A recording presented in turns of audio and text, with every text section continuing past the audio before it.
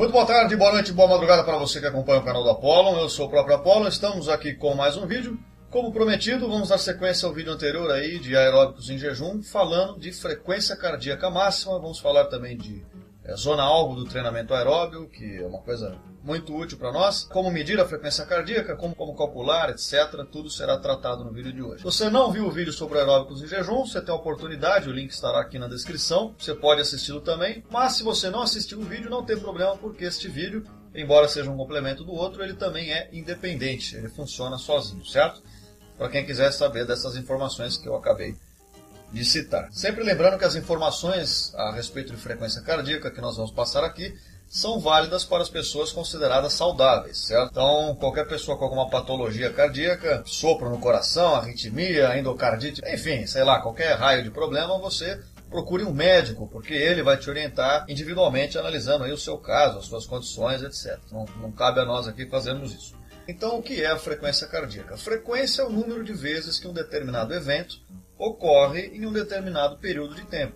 No caso específico, a frequência cardíaca seria o número de vezes que o nosso coração bate por minuto. E essa informação, num primeiro momento, pode parecer irrelevante, mas ela é muito importante para nós que fazemos exercícios, porque essa informação por si só, talvez ela não diga tanta coisa, mas agregado a ela existem diversas informações que nós podemos extrair. Então, por exemplo, os nossos batimentos estiverem acima ou muito acima daquele patamar que nós desejamos, que é considerado o máximo para nós, podemos ter um ataque do coração, podemos ter uma parada cardíaca. Então, logicamente que essa é uma questão relevante para todos nós, né? Porque se o coração para de bater, costuma dar problema, né? Porque às vezes volta, às vezes não volta, muitas vezes não volta. Então, uma boa coisa para você não fazer. Outra coisa importante para nós também é que, tendo esse conhecimento e controlando a nossa frequência cardíaca, nós podemos otimizar os nossos resultados visando objetivos específicos. Então, de repente, se você está fazendo algo e o batimento cardíaco está muito lá embaixo, muito baixo, quer dizer que, de repente, aquele exercício está muito leve, ele não vai surtir o efeito que você deseja.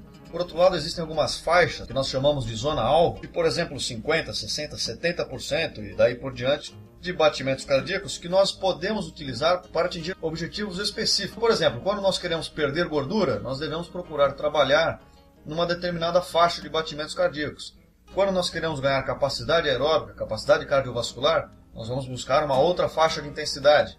E daí por diante. Enfim, tudo isso a gente vai discutir mais à frente aqui. Bom, então a primeira coisa que nós devemos saber para poder levar esse papo adiante é como medir a nossa pulsação. Então, se você for uma pessoa um pouco mais abastada, e um pouco mais sorridente, provavelmente, existem aí já muitos aparelhos que podem medir isso para a gente, certo? Nós não precisamos necessariamente ir para um hospital fazer um eletrocardiograma para saber disso, né? Você tem aparelhos que você prende no braço, prende na perna, prende no peito, prende no saco, sei lá onde é que prende essas coisas aí.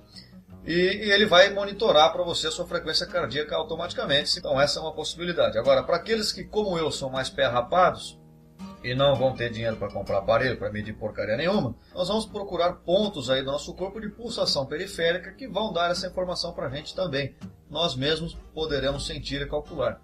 Então um desses pontos, vocês já devem ter visto em filmes, em seriados e tal, que sempre os médicos fazem, é o pulso, certo? Nós podemos medir os nossos batimentos cardíacos através do nosso pulso, porque aqui é uma zona que o batimento cardíaco é refletido de uma maneira relativamente intensa que permite a sua verificação. Então, com esses dois dedos, indicador e dedo médio, você posiciona ele aqui no seu pulso, pressionando, certo? E você vai caçando aí até você sentir o seu batimento cardíaco. Quando você sentir essa pulsação, você achou o seu pulso. Para algumas pessoas não é muito fácil sentir o pulso. Eu, particularmente, prefiro outro método, que é a artéria carótida aqui no pescoço. Você vai pegar também esses dois dedos, indicador e dedo médio, coloca aqui no pescoço e pressiona de leve também, que em algum momento você vai encontrar, vai sentir alguma coisa pulsando, e essa coisa pulsando é o reflexo do seu coração, certo? Então, assim, o que for mais fácil para você. Tem gente que acha mais fácil medir no pescoço, tem gente que acha mais fácil medir no pulso. Isso aí fica com você, é a sua escolha. E outra coisa importante nós queremos saber o número de batimentos do coração por minuto. Só que ficarmos 1 minuto contando, 1, 2, 3, 4, 5, é um pé no saco, é uma perda de tempo desnecessária. Nós podemos chegar à conclusão de quantos batimentos nós temos por minuto através de uma pequena amostragem. A amostragem é que nem os caras fazem na eleição, lá, eles entrevistam 200 pessoas e chegam à conclusão de quem vai votar em quem, e no fim das contas eles erram. Mas no nosso caso aqui não vai dar errado, pode ficar tranquilo. Nós vamos medir os nossos batimentos durante 10 segundos, por isso é importante você ter um relógio próximo disponível para você calcular o tempo. Então vamos supor, por exemplo, que você nesse momento meça aí na sua casa e nesses 10 segundos você perceba que você teve 10 batimentos.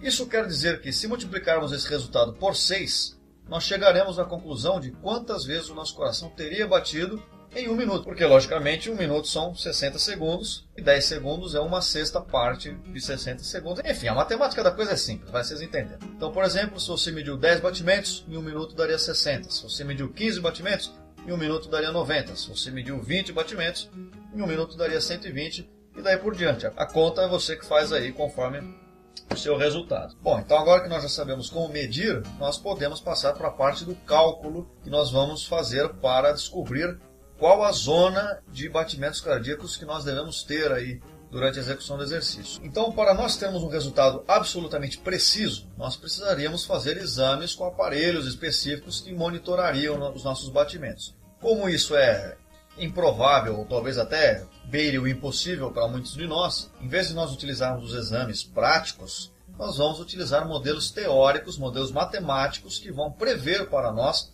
com alguma segurança, com alguma exatidão, qual é a nossa margem de frequência cardíaca esperada. Nós, nesse momento, vamos precisar de duas informações. Vamos precisar calcular qual seria a nossa frequência cardíaca máxima teórica e qual é a nossa frequência cardíaca considerada mínima. Essas duas informações nós vamos utilizar para calcularmos a zona alvo de treinamento, conforme o nosso objetivo. Vamos começar pela frequência cardíaca mínima, porque é mais simples, né? Você simplesmente vai medir a sua frequência cardíaca em repouso, certo? Ou seja, desse jeito que nós ensinamos agora há pouco, seja no pulso ou aqui no pescoço, você vai utilizar aquele método lá para calcular qual é a sua frequência cardíaca em repouso e você vai guardar esse número. Importante que essa verificação da frequência cardíaca mínima deve ser realmente feita em repouso, para não atrapalhar os cálculos. Então, se eventualmente você está se movimentando, acabou de fazer um exercício, está nervoso eventualmente com alguma coisa, é bom você não medir agora. Meça de preferência no momento que você esteja tranquilo e um momento de preferência que você já esteja há uns 5 minutos, pelo menos, em repouso. Não esteja andando, não esteja levantando peso, nem nada do tipo, certo? Aí você mede lá a sua frequência cardíaca. Vamos supor, por exemplo, que dê 60 batimentos por minuto. Ótimo, legal. Pega esses 60 batimentos e vamos guardar essa informação da nossa frequência cardíaca mínima.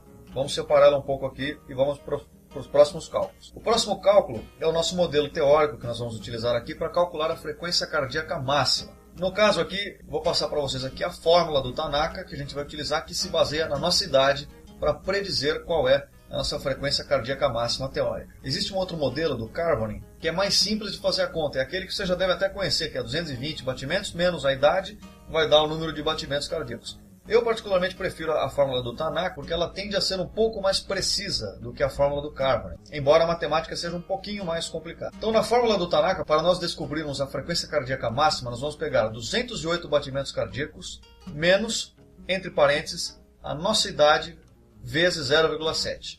Ou, se preferir, menos 70% da nossa idade. A conta fica um pouquinho mais complicada, mas isso aí com qualquer calculadora você tira de letra e resolve rapidão. Então, dando um exemplo prático aí, vamos supor uma pessoa que tenha 20 anos de idade.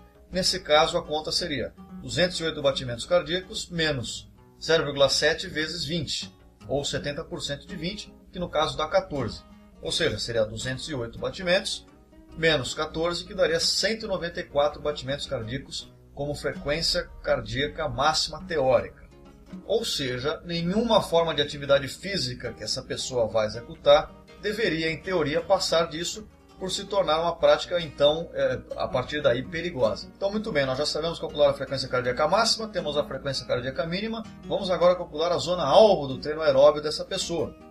Para calcular a zona alvo, nós vamos utilizar a diferença entre o batimento cardíaco máximo e o batimento cardíaco mínimo.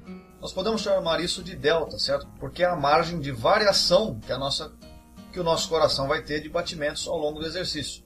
Vai passar aí, nesse caso do exemplo, de 60 até no máximo 194.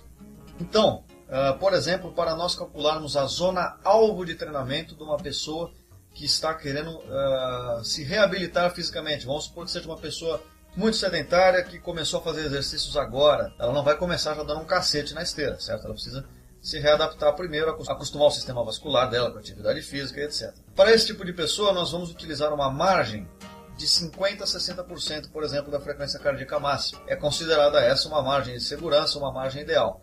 Então, como nós vamos fazer a conta? Nós vamos pegar a frequência cardíaca máxima menos a frequência cardíaca mínima, ou seja, nesse nosso exemplo, 194 menos 60 vai dar uma variação, um delta de 134. Então nós vamos calcular agora a margem de variação para essa pessoa que busca, por exemplo, o recondicionamento físico mínimo. Então eu vou usar uma calculadora aqui para me ajudar nas contas, é claro. Então nós vamos pegar o número de batimentos máximos, que seria 194, vamos subtrair os 60 batimentos da frequência cardíaca mínima, vamos ter aí o valor de 134 como resposta. Nós vamos calcular aí 50% dessa variação, ou seja, 50% de 134 dará no caso 67. Isso quer dizer que 67 é o número de batimentos cardíacos por minuto que nós devemos adicionar à frequência cardíaca mínima. Ou seja, se nós atingirmos 67 aqui, nós vamos adicionar a frequência cardíaca mínima novamente, de 60, e chegar em 127 batimentos cardíacos por minuto. Vocês entenderam a lógica da coisa? Nós vamos pegar 50% da variação e adicionar o batimento cardíaco em repouso da pessoa. Então, nesse caso, 50% dessa pessoa seriam 127 batimentos. Só que esse treino de recondicionamento vai vir de 50% a 60%. Então, nós precisamos calcular também os 60%. A mesma coisa, batimentos cardíacos máximos teóricos, 194, menos o batimento cardíaco mínimo, que dará novamente 134. A partir daí nós calculamos 60% e a partir daí vamos atingir 80,4. Já que não existe 0,4 batimentos, nós vamos arredondar para 80 batimentos, certo? 80 batimentos mais a frequência cardíaca mínima em repouso desse indivíduo, nós vamos ter 140 batimentos por minuto. Quer dizer que, para esse indivíduo de 20 anos de idade, para ele trabalhar um exercício de esteira, bicicleta, ou o que seja, nessa frequência de adaptação física para a prática de exercício, ele deveria trabalhar numa frequência cardíaca de 127 a 140 batimentos por minuto para otimizar o resultado. Essa seria a primeira zona-alvo. A segunda zona-alvo vai de 60% a 70%.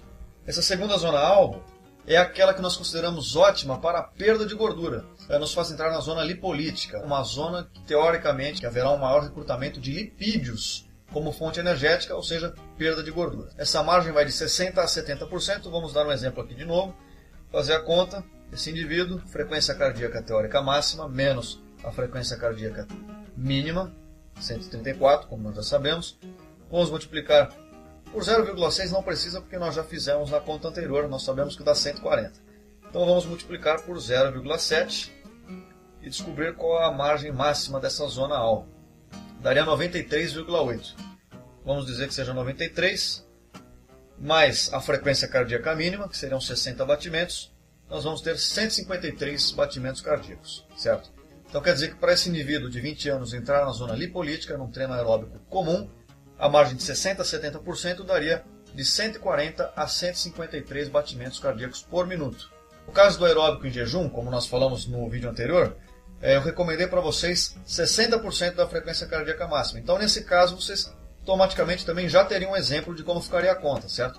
Bastaria vocês fazerem essa conta, multiplicarem aí por 60%, chegariam nesse caso a aproximadamente aí uns 140 batimentos por minuto. E essa seria a zona do aeróbico em jejum, certo? A próxima zona-alvo seria uma zona para aumento de capacidade cardiovascular. Então essa é a zona de treinamento para você que quer ganhar resistência física por uma corrida, por exemplo, para andar de bicicleta e etc. É uma zona um pouco mais intensa que a zona anterior. É uma zona que vai variar aí de 70% a 80% da variação de batimentos cardíacos. Então, fazendo a conta de novo, batimentos cardíacos máximos, 194, menos batimentos cardíacos mínimos, dá 134, que é a variação. Então vamos multiplicar então por 70%, ou seja, 0,7, nós já sabemos que representa 153. E no caso de 80%, nós vamos atingir aí, vamos ver, 107,2 batimentos. Mais a frequência cardíaca mínima, 167. Então, nesse exemplo, para essa pessoa atingir aumento de capacidade cardiovascular, o treino dela vai variar de 153 a 167 batimentos por minuto. Seria o ponto ótimo para a pessoa desse exemplo ganhar um pouco mais de capacidade cardiovascular. E de 80% em diante, nós não vamos calcular aqui, porque aí passariam a ser os treinos anaeróbicos. Por exemplo, o treino de musculação. quando você faz um agachamento, levantamento terra, se você tivesse a oportunidade de medir os batimentos cardíacos, você vai ver que eles vão pular lá para casa do... Quando você entra na zona anaeróbia do seu corpo, é quando você deixa de ter ganhos de capacidade cardiovascular. Então, se você, por exemplo, for fazer uma esteira com o objetivo de melhorar o seu rendimento físico e você passar de 80% desses batimentos, começa a ser contraprodutivo. Na verdade, você vai ter um desgaste muito grande, é verdade, vai aumentar a utilização de oxigênio pós-exercício físico, o que gera um gasto calórico.